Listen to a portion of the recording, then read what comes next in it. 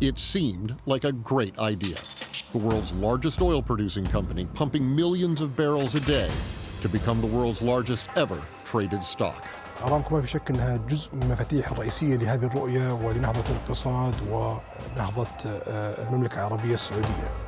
An overambitious prince eager to make his mark as a reformer wanted to partially trade Saudi Aramco for a valuation of $2 trillion.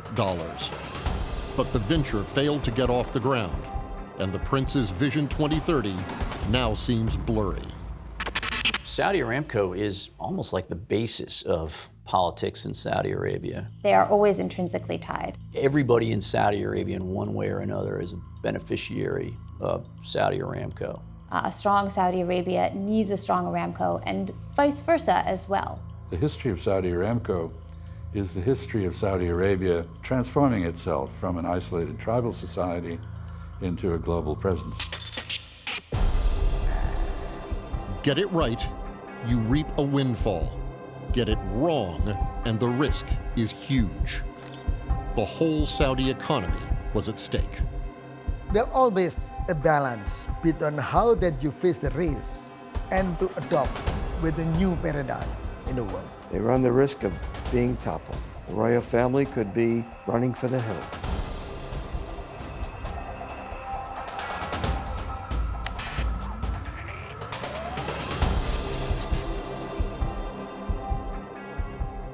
The issue is really, is an IPO best for the company? And when you look at Aramco, the company, you have to realize that unlike other companies, Aramco operated for years without ever imagining an IPO. So they've never had to make decisions with the thought of, oh, we're someday maybe going to be publicly listed, or we'd like to publicly list. Here's how we need to have our finances arrayed. Here's the kind of growth that we need to be showing in our financial statements to make investors see our value. Analysts have never followed Aramco because it was never seen as a potential investment. And now that's changing. Aramco for many years has had a strategy of long-term growth and long-term revenue because their idea was that they were making money for the benefit of the Saudi state. If they're going to IPO, then they've got to suddenly think about their quarterly reports. And that may change how they invest. And that may not be the best strategy for Saudi Arabia. The kingdom holds about 16% of the world's oil reserves. It's the largest exporter of petroleum among OPEC countries, and that means its economy relies heavily on oil. 90% of exports, 87% of budget revenues, nearly half of GDP all comes from oil. Towering over these numbers is the company which digs out, refines, and exports that oil. It pumps 1 out of every 8 barrels of oil in the world, and it's the only company which can produce a barrel of oil for less than $10. Aramco says it employs 65,000 people but creates direct and indirect work for hundreds of thousands in the kingdom. So if it's doing so well, why let it go? I think there was a strong case for the IPO, and there still is, for the selling off a stake of Saudi Aramco. And there are lots of reasons for it. Now, it's been talking about diversifying its economy for years. I think the specter of climate action has finally made the Saudis get serious about it. And really the only way to diversify is through Aramco. I mean, Aramco is the source of revenues that the Saudi state needs to build other economic sectors. Even the reserve is big in other countries, in Middle East, but still, there's depletable resources. Someday, somehow, the oil will be depleted, will be exhausted. So they have to think that, you have to diversify your energy, your economy. So it's kind of ironic you're going to be relying on oil to diversify away from fossil fuels. So if you think about Saudi risk, it's 100% owner of this company that supplies almost 100% of its government budget, okay? If it sees a risk to that company, even a far-off risk, it needs to start diversifying that risk. And passing some of that along to foreign investors is one way of doing it. Concerns about radical changes in strategy put a spanner in the works for Saudi Aramco's public listing. For the first time in its history, the company would have to disclose everything. I think when you consider the size and scope and the opportunity, there's a lot of emotion and also a lot of momentum. And sometimes when momentum and emotion get rolling, you may lose sight of the reality of what you had to do when it came to effectively being now an open public company. نقف معك أيها المستقبل. Vision 2030 was unveiled as a master plan for socioeconomic reforms. As a result, women can drive. Cinemas have begun to pop up.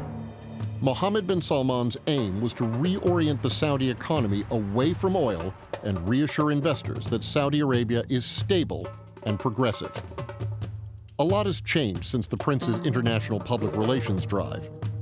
The efforts to convince businessmen to feel comfortable working in the kingdom also faced a blow when top Saudi business kingpins were put under arrest in an opaque anti-corruption drive. And as a cascading effect, there has been flight of capital, reduced foreign investment, increased Saudi borrowing, and a halt on Saudi Aramco's IPO.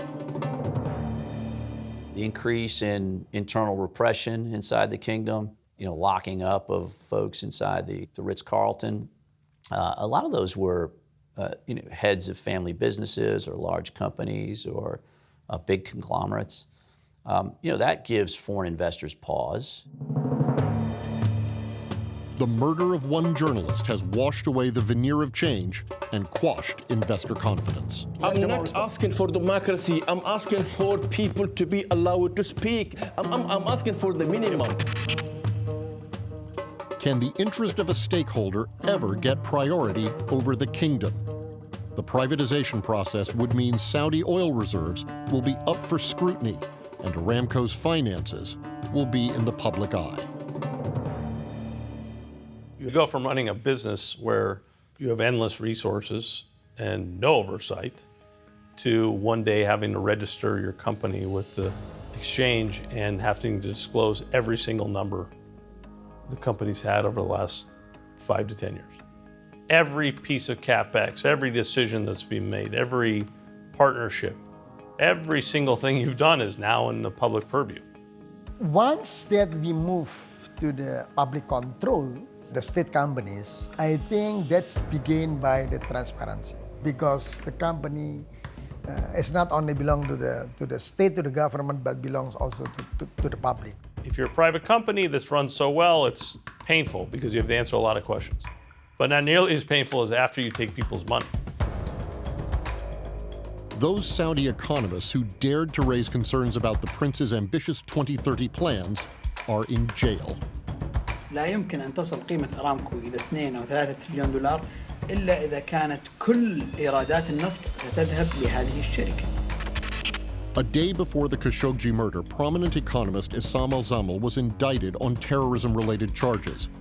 His crime was providing analysis, some of which explained that a high valuation of Aramco could mean that the kingdom will not get any oil revenue for decades, because all of it will go to an Aramco controlled by shareholders.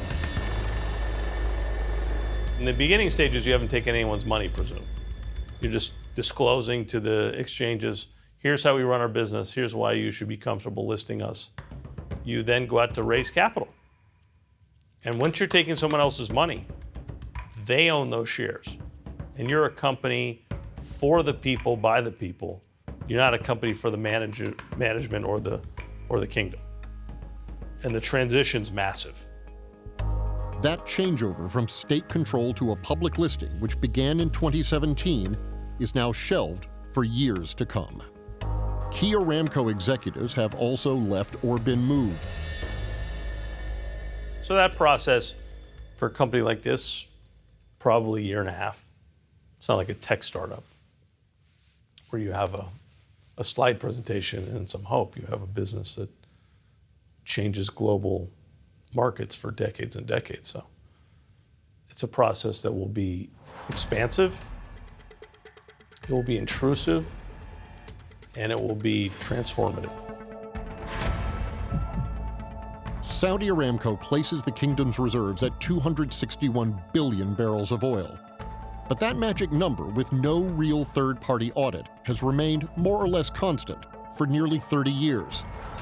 Since the 1980s, there have been rising production, changes in technology, and no announcements of major oil discoveries in the kingdom. Other oil giants such as Shell and Exxon have revised down their reserves during this period. If, on average, Saudi production was at 9 million barrels a day, in the last 30 years, Aramco has pumped out nearly 100 billion barrels without a dent in its 261 billion reserves. And the jury's out on how much they actually have and what it's worth.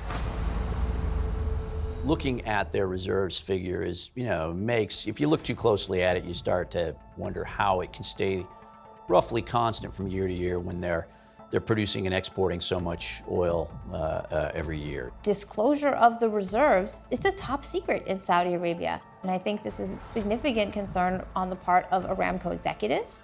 They treat their reserves with kid gloves. Their duty is to get the most out of these reserves in the best way possible.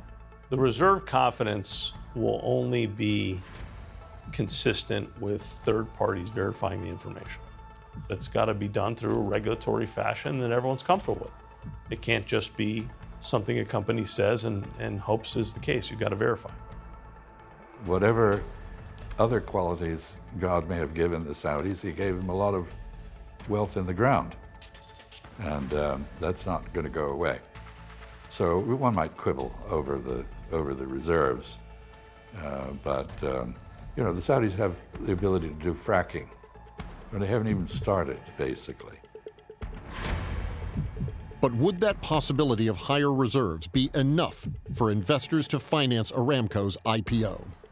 Probably the biggest downside is the transparency that would have resulted around Saudi reserves, Saudi oil reserves. That doesn't change very much from year to year and really hasn't changed much over the past couple of decades. It doesn't give much insight beyond this single number, around 260 billion barrels. If Saudi Aramco would have listed shares in the New York Stock Exchange or the London Stock Exchange, the regulators would have forced Saudi Arabia to come clean on all of its reserves, how much of that is proven probable or otherwise. I think that's a tough sell within the kingdom, within Saudi Aramco and within the ministry and all the way up to the head of state. I don't think Saudi Arabia is not trustworthy when it comes to their reserves. I think the reserves are there, but the capacity is another question. Saudi Aramco has never produced 12.5 million barrels a day and has never come within about 1 million barrels a day of that. Aramco says that it can reach that level of capacity after a period of about 6 months of additional investment, right? So it can't just twist a few valves and crank up an extra 2 million barrels a day. I can remember on one occasion sitting in the office of the then Minister of Petroleum, who did not know that I understood Arabic, when one of his aides came rushing in and said, we've proved the reserves in this particular new field they'd found. And he said, well, how much is it? And they said 3 billion barrels. And he said, oh, it's too small, cap it.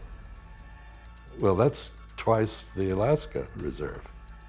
If you had full access to Aramco's reserves figures and other inside details about its revenue streams and whatnot, anybody with a smartphone could second guess the Saudi minister. Right now when the oil minister goes to Vienna to speak in public at an OPEC meeting, you can see him just surrounded by hordes of reporters, each shoving their voice recorder in his face to catch a little snippet of what he says about Saudi plans, Saudi reserves, Saudi oil production, Saudi market strategy. The world wouldn't be quite as dependent on the oil minister for information, to sort of unlock the secrets of what Aramco was going to do. Also, you put that information out there, it's out there for everyone. We should just be dynamic and responsive. The reserves matter because the reserves and output give Saudi Arabia the regional and international clout as the largest producer in the oil-producing club of nations known as OPEC. Vacation, travel, lodging, billions and billions and billions of dollars of industry get moved by OPEC.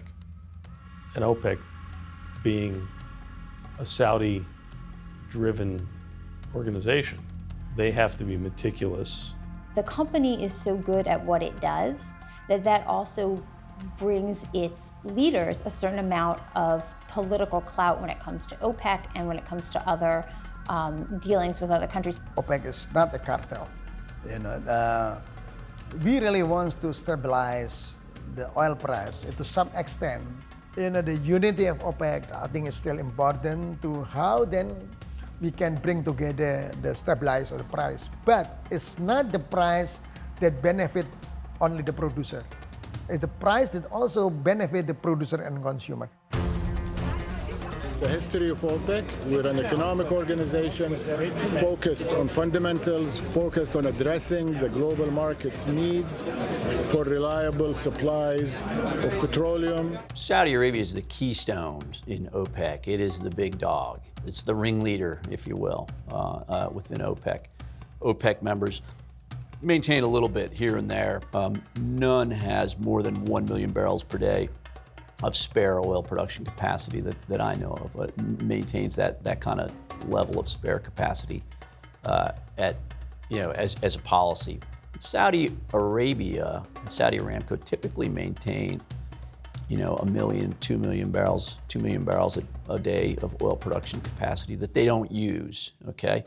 So no profit-oriented firm would ever do this, right? You wouldn't invest all the billions in developing oil fields and pipelines and storage facilities and production infrastructure and then just leave it dormant. Saudi Aramco has done it at the behest of the Saudi state, and it's the key aspect in the Saudi-U.S. partnership, Aramco's ability to bring more oil production online and its willingness to cut back at times when markets are oversupplied.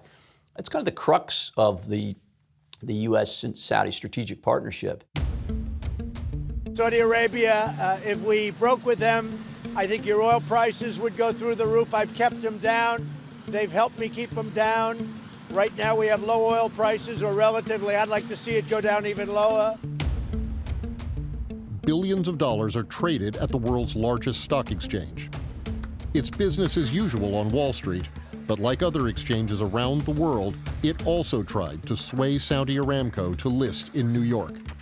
Even the U.S. president weighed in on his preferred medium of communication. But the strict requirements remained a deterrent for the IPO, which was being called the world's largest offering. It would be a double whammy for Mohammed bin Salman to not get the $2 trillion valuation and having to compromise on not listing on the world's largest stock market.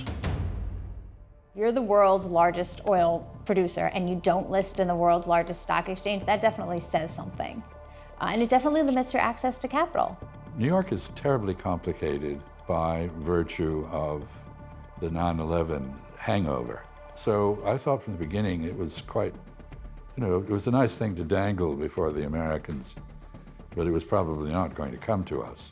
There aren't that many exchanges that can do this. So London and New York were the two main ones that could really handle something like this, both of which have pretty stringent transparency requirements. New York's more so. London was signaling that it was willing to roll back some of its transparency requirements and make a special deal for Aramco. The Prince's IPO hit the brakes.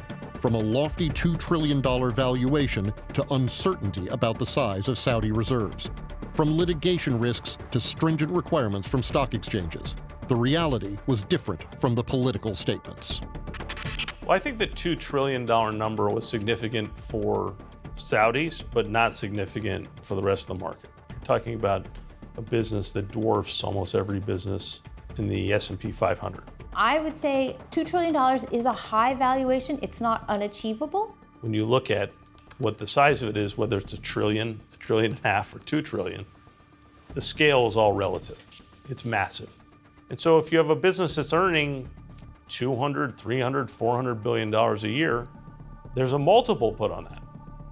And the market's going to say, well, even though you're a $1 trillion business, give or take, whether you're 1 trillion or 3 trillion is going to be dependent on your earnings and your decline curves and your growth strategy.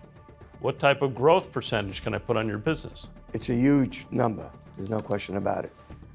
Whether you look at the high level or you look at the low level, it's huge. It's a huge IPO. It's a huge company. And so I guess what you're asking me is, how do they expect to sell it? I think there's enough money out there that can cover it. But if, on the other hand, the global economy should begin to tick downward, then it's going to be a hard sell. They would have to lower the price.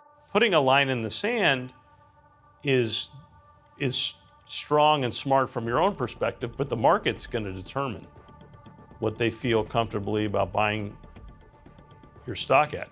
That's worth what someone tells you it's worth, not what you hope it's worth.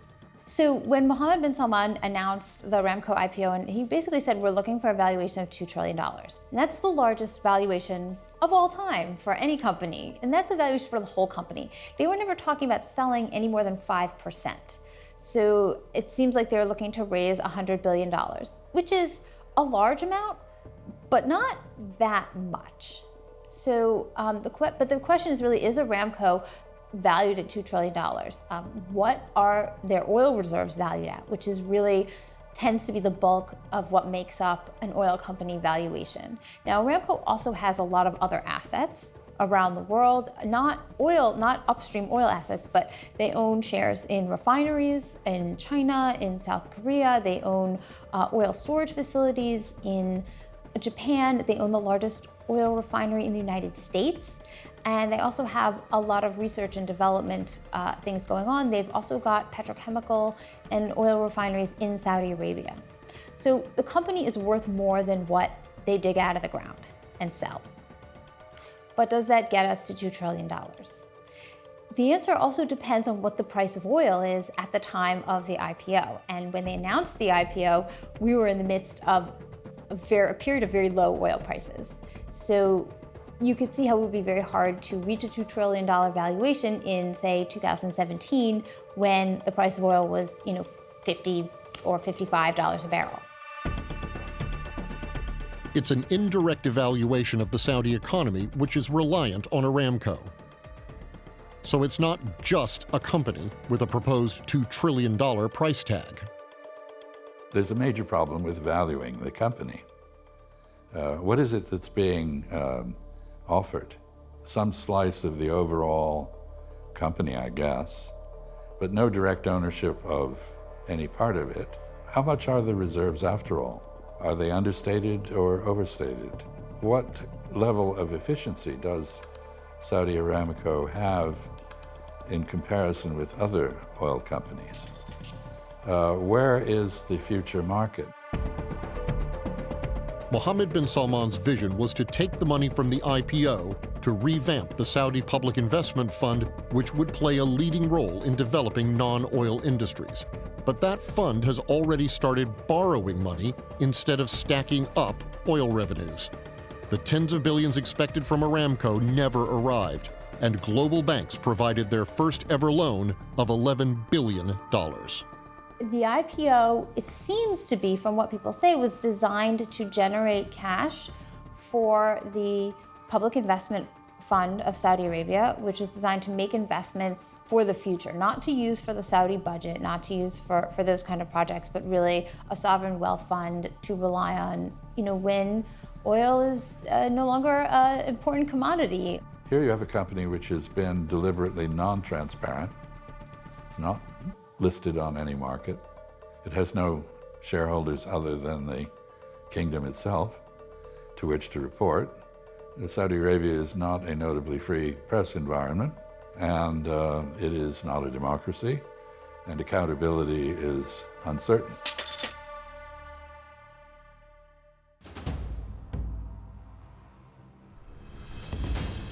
The kingdom is home to the most important religious sites for Muslims, but Saudi Arabia's real source of power is its oil wealth, and Aramco converts that black gold into dollars and riyals. Many academics, experts, and oil economists either refused or refrained from speaking to us. As soon as they heard it's about Aramco, the kingdom's most potent economic firepower. The Saudis can't use oil as a weapon. Look, OPEC did it in 1973. They put an embargo. And what happened to the price of oil? It shot up over $100. A few years ago, we saw oil prices tumble. Who created that? It was the Saudis. They flooded the market. Why? They wanted to put shale oil out of business. Well, it backfired. The partnership between the U.S. and Saudi Arabia rests on linked interests, many of which have either disappeared or are now problematic.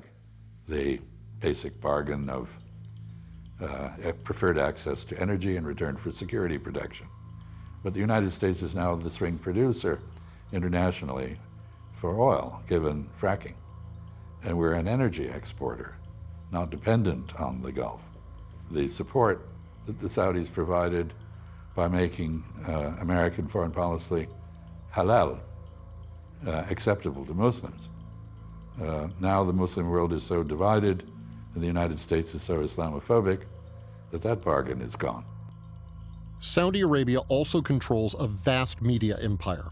For decades, it spent tens of millions of dollars to lobby cultural institutions, think tanks, universities, even governments, all to improve the kingdom's image.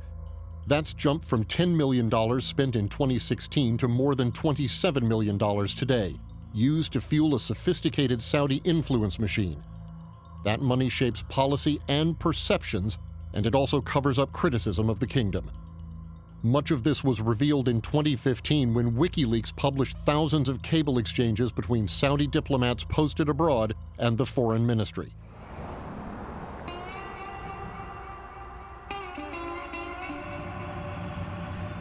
Houston, Texas is an oil town.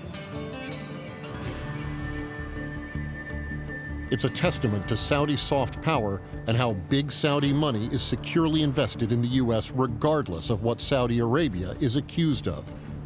Even a local marathon here is sponsored by Aramco. But whether it's 9/11 or the murder of the Saudi journalist Jamal Khashoggi, it all continues to cast a shadow over the kingdom's image abroad. In terms of JASTA, which is the law that was passed basically saying that citizens could sue the Saudi government for the role in 9/11. That has been put forward as a reason not to list on the New York Stock Exchange. I'm not a lawyer, but it would not be a real concern at all. Evidence that at least that's available, that the U.S. government has presented and declassified, is not significant enough to probably convict or to get a ruling, to be able to sue the Saudi government. So there's that. But say it was. Then the question is, okay, so what kind of assets can you go after? And if you're saying that Aramco is an asset of the Saudi government and therefore should pay, well, there's already a lot of Aramco investment in the United States that they can go after. They can go after Motiva, the largest refinery. They have research centers all over. There's Aramco headquarters, Aramco Services Company in America. I think that that's a convenient excuse to give, but if they wanted to list on the New York Stock Exchange, it's not really a significant barrier. Motiva's the largest refinery in the United States, which goes through a whopping 600,000 barrels a day. Its more than 2,000 employees work near the Gulf of Mexico, but this behemoth facility isn't U.S.-owned. It's a subsidiary of Aramco, the centerpiece of Saudi Crown Prince Mohammed bin Salman's Vision 2030. He wants to expand the petrochemicals business instead of the kingdom's heavy reliance on oil sales. Motiva's so influential in Port Arthur that Motiva Security sent a policeman to stop us from filming. They even called the police to hold us until they could question why journalists were filming their facility.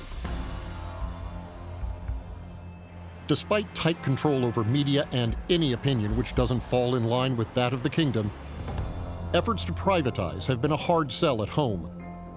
With very little accountability of the ruling family, radical changes are viewed with suspicion by many ordinary Saudis.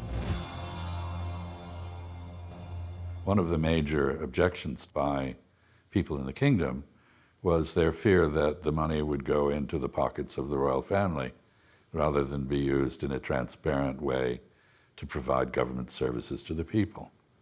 In other words, waste, fraud, and mismanagement are a concern on the part of the public. They're also concerned by foreigners. I think the Crown Prince is trying to create an environment conducive to foreign investment. But things keep happening, questions keep getting raised that make that difficult. Saudi Arabia's geopolitical power is the exclusive access to information about Saudi reserves. They hold that information very close, and they let it out in dribs and drabs. It's almost like the strategic ambiguity around the Israeli nuclear weapons capability. They release what they choose to release, when they choose to release it. That's a source of power. Very similar with the oil reserves in Saudi Arabia. This is not the first time reforms have been promised in Saudi Arabia, or the first time when those promises have been lapped up by Western powers and lauded by the media. Since the 1950s, the New York Times, which likes to be called the newspaper of record, has given similar coverage to Saudi kings and princes.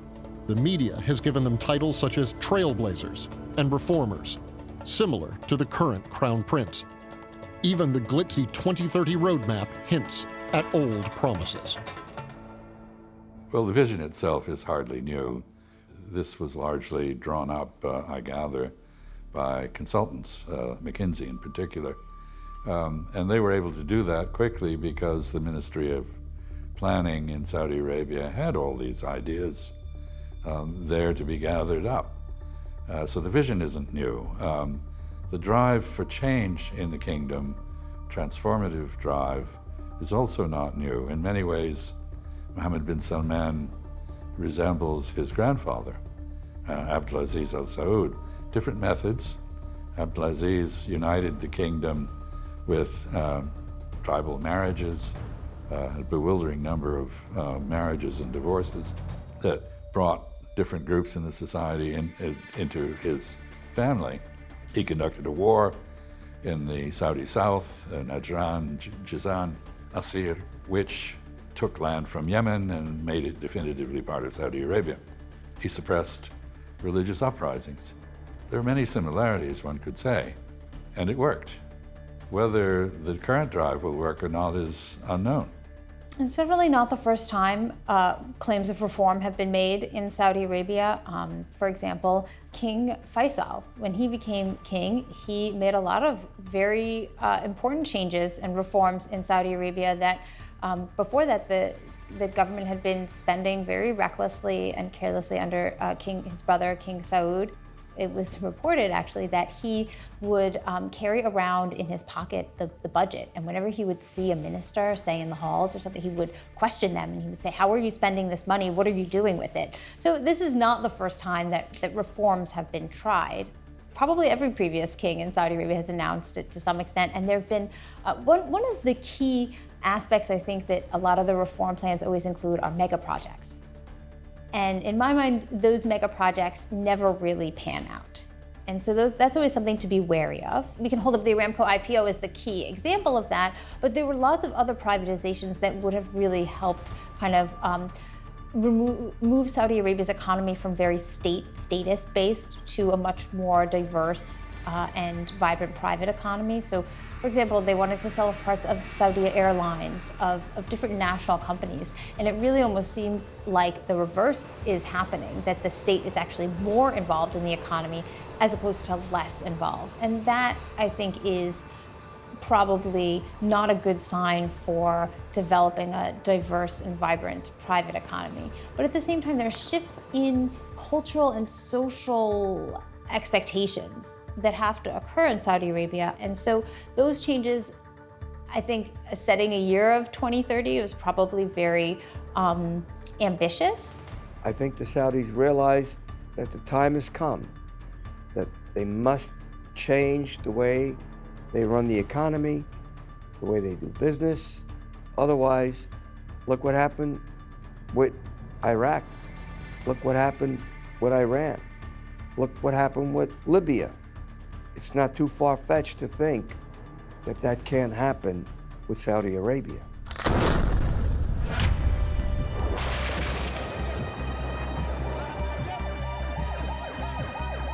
خصوص اليمن وجرائم الحرب، أولاً أي عمليات تحدث في العالم في كل التاريخ من قبل الولايات المتحدة الأمريكية أو فرنسا أو السعودية أو غيرها من العمليات بلا شك تحدث هناك أخطاء، والأخطاء دائما تحدث. السؤال المهم، هل هذا الشيء كان متعمد أم لا؟ هل هذا الشيء كان مخطط له أم لا؟ هل هذا الشيء كان بقصد أم بغير قصد؟ هنا تكمن جريمة الحرب. The ongoing war in Yemen is not just creating global pressure, but also a strain on the Saudi economy. In addition, tens of thousands of foreign workers have been expelled from Saudi Arabia. The government's reduction in subsidies for fuel and utilities has become a burden. It's had to borrow aggressively to plug the budget deficit. Well, the budgetary crisis is not new. I did have a conversation with the late then Crown Prince Abdullah, later King Abdullah, who made a real effort in the late 90s to institute a tax system other than zakat.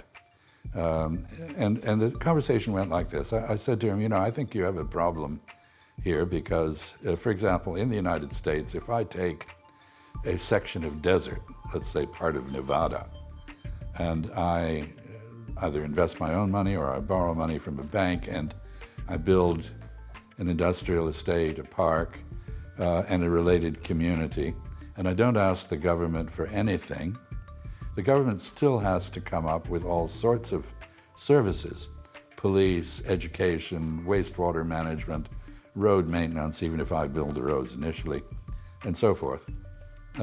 And the same is true in Saudi Arabia, except even more so, because at that time, at least, Saudi Arabia was heavily subsidizing electricity and water and other things that people needed.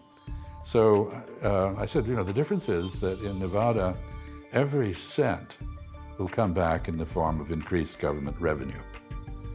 So the debt will be replaced by a stream of revenue that makes the government whole and enables a higher level of service. Whereas in Saudi Arabia, not one halala comes back. Basically, you have a system, I said, in which private prosperity impoverishes the government. It's the opposite of normal economics. So I've said to people, I'll give you a real majlis, a real parliament, and a role in allocating tax resources, but in order to do that, you've got to pay taxes. And he said, I came very close to getting a consensus on this. In the end, I failed.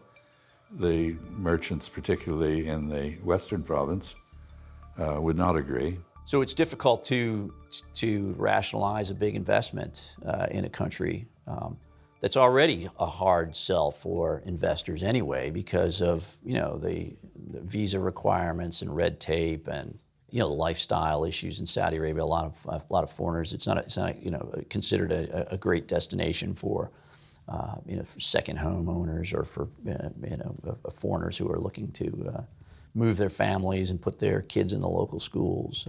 You know, they would go to Dubai or Bahrain or Abu Dhabi or Doha to go to the region. So it's, you know, Saudi Arabia's never been a real easy sell for foreign investment. For the size of its economy, FDI flows there aren't proportionally as big as they are for some of the more open economies around the region. Perhaps the biggest challenge to the Saudi economy comes from the wave of change in the way the country is being run. Mohammed bin Salman's pursuit of Vision 2030 has upset the traditional order. In 2015, when King Salman ascended to the throne, in short order, within a year, all power was essentially transferred into the hands of his favorite son, Mohammed bin Salman. This destroyed the consultative tradition within the royal family and more broadly in the kingdom. Here you had a young man with great ambition, drive, imagination, determined to change things, impatient, and not willing to wait for consultation. So a lot of egos have been bruised, a lot of interests have been shaken. Many people have lodged objections to this fundamental change in the constitutional order in Saudi Arabia. This is before you get to things like the anti-corruption drive, which exacted huge amounts of money from the wealthy elite in the kingdom. King Salman will be the last king of his generation. It had always passed from brother to brother to brother, and it's clear, even though there are still some living brothers or sons of Abdul Aziz, it has been decided that Salman will be the last of that generation. The next generation, there are a lot of princes there, and a lot of them had a great deal of control and in certain segments of the economy and of Saudi society. And there had always been kind of a balancing act that went on between these different segments of the royal family. There have been a lot of tensions produced. Basically, traditionally in Saudi Arabia and in Gulf Arab societies generally, the king or the emir, the leader, has the same responsibilities as the sheikh in a tribe. There's really two responsibilities. One is to ensure that decisions are taken by consensus after consultation. He proclaims a consensus, does not make a decision and impose it. Second responsibility is to ensure that the less fortunate, the poor, share the wealth. So it's the government, or in this case the leader, must distribute alms, charity, to the needy. The Saudi state is built on these principles. The first one has been badly compromised as power has been gathered into one man's hands, or perhaps two, the crown prince and his father. The members of the family, the ruling family who were previously consulted, feel excluded in many cases from the decision-making process. They would kind of all meet and had to agree together on things, almost like different shareholders. And it does appear that that process is changing. I would be cautious of saying, well, it's now different. Everything is different now. It's a one-man show. That may be the image that they'd like to present to everyone, but that doesn't mean that all of the other sources of power have necessarily been eliminated, and that if enough brothers decide that Mohammed bin Salman is not the right way, that couldn't be changed. I think it's too early to write off that process and to say that he has fully consolidated power. اليوم نحن متفائلين للغاية بقيادة الرئيس ترامب ونعتقد أن التحديات سوف تكون سهلة بقيادة فخامة. $533 million, $525 million. That's peanuts for you. Should have increased it. From lucrative military contracts to support for each other's wars, there is a special relationship between the U.S. president, the Saudi king, and Mohammed bin Salman. Always the right hand, right? Always the right. But that special relationship has been under stress lately. And I love the king, King Solomon, but I said, King, we're protecting you. You might not be there for 2 weeks without us. You have to pay for your military.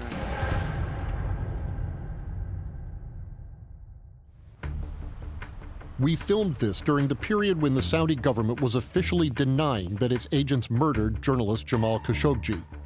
The government later confessed to the killing at the Saudi consulate in Istanbul and admitted it was a premeditated murder. A lot of fingers are pointed at the Crown Prince for allegedly ordering the killing in Turkey. But the U.S. president still has unwavering support for Mohammed bin Salman. I don't know if anyone's going to be able to conclude that the Crown Prince did it, but I will say this, I don't know. I don't know. But whether he did or whether he didn't, he denies it vehemently. His father denies it, the king, vehemently. The case remains open regardless of Saudi denials and criminal sentences. It risks the prince's grip on power, foreign investment, Vision 2030, and Aramco's IPO. Despite several attempts, Aramco and its subsidiaries did not respond to our request for interviews.